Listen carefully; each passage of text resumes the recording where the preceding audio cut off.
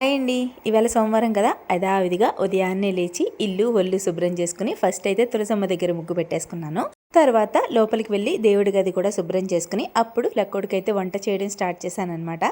First అయితే బియ్యాన్ని కడిగి కుక్కర్లో అన్నం పెట్టేసుకున్నాను. ఇంకో పక్క పాలు కూడా పెట్టేశాను.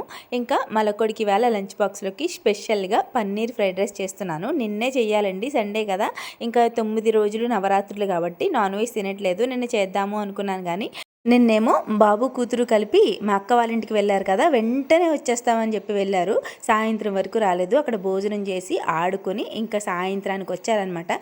ఇంకా నాకు ఒక్కదానికే కదా, ఏం చేసుకుంటాంలే అని చెప్పి మొన్న చేసిన కొబ్బరి పచ్చడి ఉంటే దాంతో కానిచ్చేసాను. ఇంక ఈవేళ లక్కోడు లంచ్ బాక్స్లోకి చేద్దాం కదా అని చెప్పి ఫ్రైడ్ రైస్లోకి కావాల్సినవన్నీ కోసి పెట్టేసుకున్నాను. ఫ్రైడ్ రైస్ అయితే చాలా బాగా కుదిరింది. అదేంటక్క ప్రతిదీ చాలా బాగా కుదిరింది అని చెప్తావు అంటారేమో. మీరు కూడా ట్రై చేసి చూడండి ఒకసారి, అప్పుడు కమెంట్ చేయండి. అలాగే ప్లీజ్ వీడియోని లైక్ చేయండి.